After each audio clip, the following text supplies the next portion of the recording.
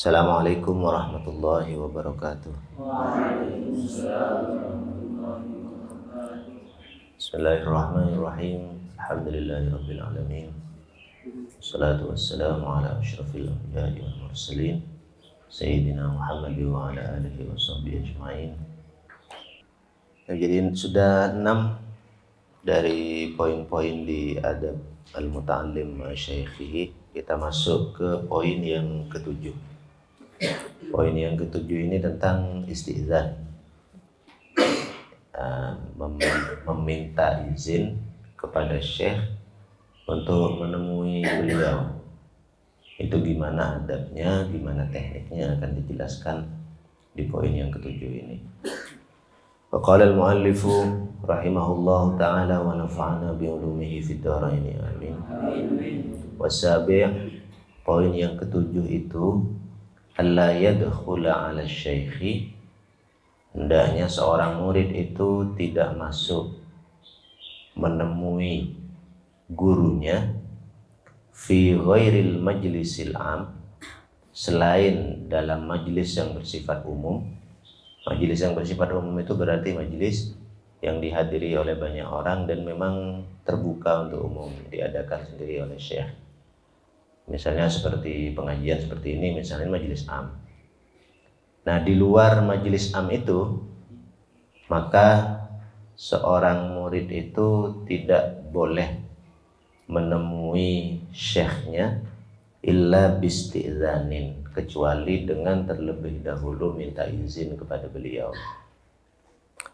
Sawa'un kana syaikhu, baik syekh itu wahdahu, sedang sendirian, au kana ma'ahu ghairuhu, atau beliau sedang bersama orang lain. Artinya ya di tempat-tempat, di kondisi-kondisi ketika beliau memang tidak membuka pertemuan untuk umum. Misalnya ya di rumah, atau ketika beliau sedang berbicara dengan seseorang misalnya, atau sedang berkumpul dengan 1-2 orang, tapi pertemuan itu memang tidak dibuka untuk umum, maka itu ghairul majlisil am. Nah, itu harus pakai izin. Fa in ista'dzana, jika muta'allim tadi itu, jika murid tadi minta izin, bihaitsu ya'lamu syaikhu, di tempat atau dalam kondisi ya'lamu syaikhu, bahwa syekh itu, gurunya itu tahu dia sedang minta izin, walam ya'dzan lahu, tetapi syekhnya itu, gurunya itu tidak mengizinkan bagi dia, insarafa, maka muridnya tadi harus pergi. Misalnya katakanlah ini di dalam rumah misalnya, atau di depan rumah beliau misalnya, lalu murid itu datang, assalamualaikum misalnya begitu, kemudian gurunya menjawab waalaikumsalam, tapi tidak memberi isyarat untuk mendekat, atau justru misalnya suruh pergi gitu, misalnya ya pergi gitu. Pokoknya kalau murid itu minta izin untuk bertemu, dan dia tahu bahwa gurunya itu mendengar permohonan izinnya itu, tetapi tidak memberikan izin untuk menemuinya, ya pergi gitu. Jangan maksa. Wala yukarrirul isti'dzan, dan dia tidak perlu mengulang permintaan izinnya itu. Artinya kalau dia yakin bahwa gurunya itu tahu dia minta izin untuk bertemu, tapi tidak merespon apa-apa, tidak memberikan izin misalnya, nggak usah maksa, nggak usah diulang lagi. Jadi salam misalnya, isti'dzannya pakai salam, ya tidak perlu dia mengulang lagi salamnya itu.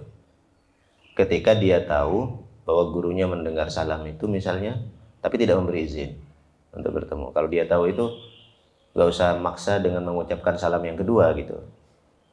Itu wala yukarrirul isti'dzan. Wa in syakka, kalau dia ragu, fi ilmi syaikhi bihi, apakah gurunya itu tahu atau tidak dia sedang meminta izin. Misalnya dia ragu gurunya itu dengar apa enggak salam saya ini ya. Fala yazidu fil isti'dzan, maka dia tidak boleh menambah al-isti'dzan, minta izin itu fauqa salasi marratin, lebih dari 3 kali. Jadi kalau dia ragu guru saya ini dengar enggak salam saya, boleh diulang sampai 3 kali, jangan lebih dari 3 kali. Au salasi toroqatin lil bab, atau 3 kali ketukan di pintu. Jadi misalnya ngetuk pintu pertama ragu, ini guru saya dengar atau tidak, ulang lagi kedua, masih ragu juga, ulang lagi sampai ketiga, dan tidak lebih dari itu. Jadi begitu sudah 3 kali mengetuk pintu tidak ada isyarat apa-apa, malas insaraf, pergi. Waliyakun torkul babi, dan hendaknya ketukan ke pintu tadi itu khafifan, dilakukan dengan ringan, bi adabin, dan dengan adab, wa bi alfaril asobi, dengan kuku-kuku jari. Jadi dengan kuku begini, kuku ini. Summa bil asobi'i qalilan qalilan. Kalau misalnya dia ragu suara itu terdengar atau tidak, boleh dengan jari. Jadi dengan jari misalnya begini, jari, bukan begini gitu. Kalau gini kan bukan jari itu. Jadi itu tentang adab. Ada satu lagi mungkin latifah yang perlu diingat juga. Dulu saya dapatkan ini dari Syekh Muhammad. Jadi beliau itu menyampaikan bahwa banyak ulama yang tidak suka seseorang itu bertanya kepada anak kecil. Misalnya putranya guru gitu, keluar dari rumah, lalu dia nanya, abahmu ada enggak? Itu banyak ulama tidak membolehkan itu. Karena anak kecil itu kan polos. Mereka itu kadang-kadang menjawab dengan sebuah jawaban yang mungkin bisa menimbulkan suudzon bagi kita kepada guru. Saya saja pernah kok, anak saya yang kecil begitu, itu pernah kok. Saya tidur, datang anak saya dibangunkan. Ada tamu. Bilang habis istirahat. Keluar dia, teriak. Saya dengar masih teriaknya dari dalam. Ustaz, kata Abi istirahat. Itu kan menimbulkan kesan bahwa ini sebetulnya nggak istirahat kayak ini, cuman disuruh anaknya bilang bahwa dia sedang istirahat. Nah itu bagian dari adab kepada Syekh, bahwa banyak ya saya tahu itu dari Syekh Muhammad, banyak ulama yang memakruhkan atau tidak menyukai kita mencari informasi tentang guru kita itu dari anak-anak kecil, termasuk dari putra-putra beliau yang masih kecil itu.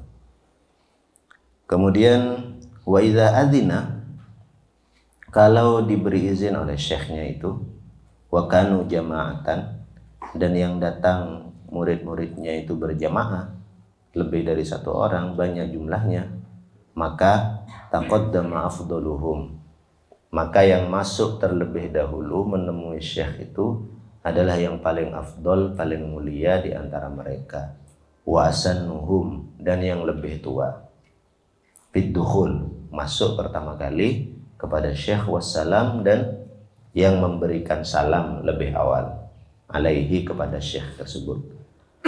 Tsumma sallama alaihi al-afdalu fal-afdal, berikutnya yang memberikan salam berikutnya itu, atau yang menemui syekh berikutnya itu adalah al-afdalu fal-afdal, yang lebih mulia, kemudian yang lebih mulia, dan seterusnya begitu.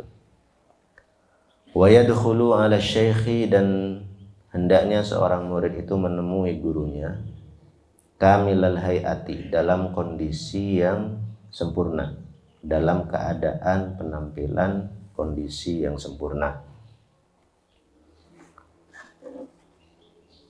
Mutatahhirul badani wasiyabi, badannya suci, pakaiannya juga suci. Nadhifahuma, keduanya juga bersih, badan dan pakaiannya dalam kondisi yang bersih. suci sekaligus bersih. Ba'dama yahtaju ilaihi, setelah dia melakukan apa yang dia butuhkan untuk mewujudkan kebersihan tadi itu, dalam bentuk seperti apa? Contohnya min akhdhi dhufrin, memotong kuku terlebih dahulu misalnya. Wa izalati raihatin karihatin, menghilangkan bau-bau atau aroma-aroma yang tidak enak dari badan dan pakaiannya. La siyama, apalagi idza qasada al ilma, apalagi jika dia datang kepada gurunya itu dengan niat mencari ilmu. Fa innahu, karena pertemuan dengan guru untuk mencari ilmu itu adalah majlis zikrin, majlis zikir, wajtima'in, dan pertemuan dengan gurunya itu wa ibadatin, dan majlis ibadah. Ya. Jadi banyak kaul sebetulnya tentang kebersihan, atau misalnya Imam Syafi'i itu pernah bilang dan dikutip di banyak kitab. Di Anah itu dikutip, di Fathul Mu'in dikutip, di bagian-bagian tentang ini biasanya tentang sholat Jumat itu. Beliau bilang begini, Imam Syafi'i itu, man nadzufa thiyabuhu, siapapun yang bersih pakaiannya, qalla hammuhu, maka sedikit susahnya. Wa man tabarihuhu, yang harum baunya, yang harum aromanya, yang bisa menghilangkan aroma-aroma tidak nyaman dari tubuh dan pakaiannya, beliau bilang zada aqluhu, bertambah akalnya. Jadi ada hubungan itu antara mencari ilmu dengan menjaga kebersihan, itu ada hubungannya. Dan ulama-ulama banyak yang dikenal sebagai orang yang sungguh-sungguh gitu menjaga kebersihannya itu. Kalau Rasulullah jelas kita tahu. Ada misalnya Ibnu Abbas dikenal dengan julukan turjumanul Quran, orang yang didoakan oleh Rasulullah dengan doa Allahumma faqihhu fiddin wa'allimhu ta'wil. Ibnu Abbas itu dalam kisah-kisah yang diceritakan itu, kalau beliau berjalan misalnya di sebuah jalan di Madinah, lewat begitu kan ya, itu perempuan-perempuan yang ada di sekitar jalan itu pasti akan bertanya dengan pertanyaan al-misku marra ami Ibnu Abbasin, ini yang baru lewat ini minyak misik atau Ibnu Abbas? Mereka tidak melihat Ibnu Abbas lewat gitu, tapi mendengar aroma parfumnya itu, aroma misiknya itu, sehingga mereka bertanya-tanya, ini yang baru lewat. Jadi Ibnu Abbas tidak dibandingkan dengan orang, tapi langsung dibandingkan dengan parfum. Ini yang baru lewat misik atau Ibnu Abbas gitu. Saking identiknya Ibnu Abbas itu dengan aroma yang harum tadi itu. Jadi sering-sering pakai parfum. Suma wa mata dakhala 'ala syekhi, ketika murid tadi itu masuk menemui gurunya, fi ghairil majlisil am, selain dalam majlis yang bersifat umum tadi itu, wa indahu man yatahaddatsu ma'ahu, sementara di sisi gurunya itu ada orang yang sedang berbincang-bincang dengan gurunya tadi itu, fasakatu 'anil hadis, lalu karena dia datang kemudian gurunya dan kawan bicaranya itu diam. Jadi gurunya sedang bicara misalnya, ngobrol asyik, tiba-tiba dia datang lalu diam, ini guru dan kawan bicaranya diam. Atau dakhala, atau murid itu masuk menemui gurunya wasyaikhu wahdahu yusalli, dan gurunya sedang sendirian, tetapi saat itu gurunya sedang sholat, au yadhkur, atau sedang berzikir, au yutali'u, atau sedang mutola'ah kitab. Fataraka dzalika, Lalu karena dia datang, karena muridnya datang, gurunya ini kemudian berhenti. Yang sebelumnya berzikir tiba-tiba menghentikan zikirnya, yang sedang mutolaah kitab tiba-tiba kemudian gurunya itu menghentikan mutolaahnya itu. Maka apa yang harus dilakukan oleh murid? Sakata wala yabda'uhu bil kalam. Jadi muridnya itu seharusnya diam dan tidak memulai berbicara. Jadi dalam kondisi seperti yang tadi itu, gurunya asyik sedang berbicara sama orang, dia datang tiba-tiba gurunya diam, tidak melanjutkan pembicaraan dengan kawannya itu, atau sedang berzikir, sedang mutolaah lalu berhenti karena kedatangannya itu. Maka sang murid harus diam, tidak mulai berbicara, bal yusallim. Tapi yang harus dia lakukan adalah mengucapkan salam. Begitu selesai mengucapkan salam, wa yakhruju sari'an. Lalu dia pergi secepatnya. Jadi yang perlu dilakukan oleh murid dalam kondisi seperti itu, ya menunjukkan kehadiran saja. Menunjukkan kehadiran, assalamualaikum, begitu. Kemudian langsung pergi. Illa, kecuali ayyamurahu syaikhu bil muksi, kecuali gurunya kemudian memerintahkan dia untuk tinggal. Artinya ketika dalam kondisi seperti itu, murid itu harus sadar bahwa dia datang dalam kondisi yang meragukan. Saya datangnya dalam kondisi yang tepat atau tidak untuk berkonsultasi atau berbicara dengan syekh. Karena syekh sedang asik dengan orang lain. Atau beliau sedang baca kitab. Atau beliau sedang berzikir. Kalau saya maksa, kemudian saya bilang memulai percakapan, saya khawatir bahwa syekh sebetulnya sedang tidak berkenan untuk menemui saya, tapi karena saya sudah kadung bicara maka beliau terpaksa meladeni saya. Jadi cukup assalamualaikum langsung pergi. Kalau memang syekh itu berkenan untuk menerima dia pada saat itu, maka biasanya syekh itu akan panggil dia. Apa? Duduk sini. Kayak gitu. Kalau tidak ada isyarat itu, berarti memang kemungkinan syekhnya itu memang belum berkenan untuk menerima dia pada saat itu. Jadi dia pergi sambil berharap bahwa mudah-mudahan syekh memanggilnya untuk menunjukkan bahwa beliau berkenan menerimanya. Wa idza makasa, kalau kemudian diizinkan atau dipanggil oleh syekh untuk tinggal di situ, lalu dia betul-betul tinggal di sana, fala yutilu, maka jangan memanjangkan percakapan. Langsung to the point, sampaikan apa yang diinginkan dan jangan bertele-tele. Illa, dan jangan lama-lama di sana. Illa ayya'muruhu bidzalika, kecuali kalau syekhnya itu memerintahkan dia untuk melanjutkan atau berlama-lama di situ. Wa idza hadara makana syaikhi, kalau sang murid tadi hadir ke tempat syekhnya, falam yajidhu jalisan, tetapi dia tidak menemukan gurunya itu sedang duduk di sana, intadharahu, maka sang murid mestinya menunggu sampai gurunya datang. Kaila yafuta ala nafsihi darsuhu. Berarti ini dalam konteks belajar. Jadi misalnya ada jadwal bertemu dengan syekh di sebuah tempat di majelisnya gitu. Kemudian murid datang tapi syekhnya belum datang, ditunggu di sana, intadharahu. Kaila yafuta, agar dia tidak melewatkan, kaila yafuta ala nafsihi, agar tidak terlewatkan bagi dirinya darsuhu, pelajarannya syekh tadi itu. Wala yatruku alaihi, dan tidak perlu muridnya itu mengetuk pintu rumah gurunya, liyakhruja ilaihi, agar gurunya itu cepat-cepat keluar untuk menemui dia. Wa in kana naiman, jika gurunya sedang tidur, sabar, dia tunggu, dia bersabar menunggu gurunya itu hatta yastayqidha, sampai gurunya itu bangun. Au yansorifu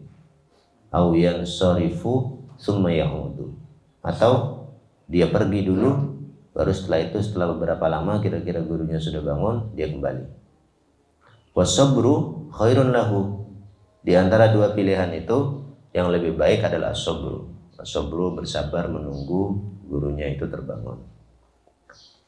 Wala yakhtari'u alaihi, dan seorang murid itu tidak menciptakan atau tidak membuat untuk gurunya itu waqtan khossan, tidak mengajukan waktu khusus bihi untuknya, duna ghairihi yang khusus baginya, dan tidak untuk murid-murid yang lain, tidak untuk kawan-kawannya. Jadi mestinya murid itu tidak boleh gitu minta kepada gurunya waktu khusus di mana dia tidak bersama kawan-kawannya yang lain. Wa in kana ra'isan, sekalipun dia adalah orang yang pemimpin di antara kawan-kawannya itu. Au kabiron, atau dia yang paling tua di antara kawan-kawannya itu. Lima fihi, karena di dalam perbuatan meminta waktu khusus itu ada taraffu, minat taraffu'i. Apa taraffu itu? Yang menyombongkan diri, memuliakan diri sendiri. Wal umqi ala syekhi, dan perbuatan bodoh terhadap gurunya itu.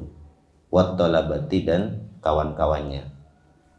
Jadi kalau dia minta waktu khusus, itu menunjukkan bahwa dia tinggi hati, meninggikan dirinya sendiri, dan merendahkan gurunya serta kawan-kawannya yang lain. Fa'in bada'ahu syekhu, jika syekhnya itu yang memulai untuk dirinya, untuk muridnya tadi, biwaktin muayyanin, dengan waktu tertentu.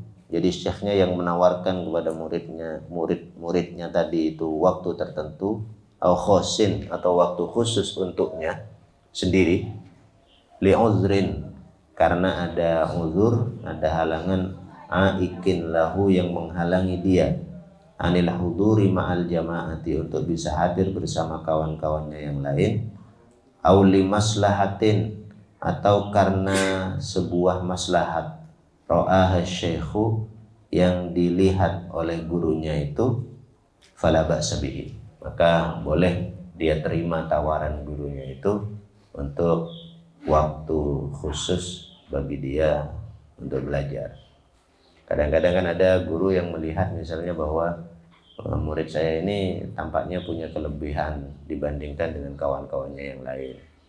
Jadi eman kalau kecerdasan itu tidak dibimbing secara khusus. Maka saya beri waktu kamu khusus untuk belajar kepada saya. Talaki, datang ke saya, kamu baca kitab sendiri di depan saya misalnya. Nah, kalau tawaran seperti itu disampaikan oleh guru, boleh. Tapi kalau murid mestinya tidak. Oke, itu poin yang ketujuh. Yang kedelapan ini panjang, jadi kita lanjutkan di pertemuan berikutnya. Tapi intinya poin ketujuh ini memang tentang adab seorang murid, bagaimana jika dia menginginkan untuk bertemu dengan gurunya. Adab-adab itu sebagian mungkin berlaku universal. Universal itu artinya berlaku di banyak tempat, dalam kondisi apapun, di pondok manapun misalnya itu berlaku. Tapi saya kira ada sebagian dari adab-adab tadi itu yang mungkin berlaku di sebuah tempat, tapi tidak berlaku dalam tradisi pesantren tertentu. Misalnya pesantren kita mungkin tidak semua dari apa yang disampaikan oleh beliau tadi itu berlaku atau umum di pondok kita. Jadi ada hal-hal yang mungkin merupakan kekhasan dari masing-masing pesantren atau dari masing-masing guru, dan itu bisa kita ketahui dari tradisi-tradisi yang berkembang di pesantren-pesantren tertentu atau pada guru-guru tertentu itu. Jadi tapi intinya ala kulli hal, meskipun mungkin satu dua hal tidak bisa kita berlakukan di pondok kita ini, tapi prinsip-prinsipnya adalah bahwa dalam bertemu dengan guru misalnya, murid itu mestinya mengutamakan kepentingan gurunya, jangan memaksakan kehendaknya gitu. Selesai pertemuan kita, nakhtim bi kafaratil majlis. Subhanallah wa bihamdihi. bihamdika asyhadu an la ilaha illa anta astaghfiruka wa atubu ilaik. Wa akhiru da'wana alhamdulillahi rabbil alamin. Assalamualaikum warahmatullahi wabarakatuh.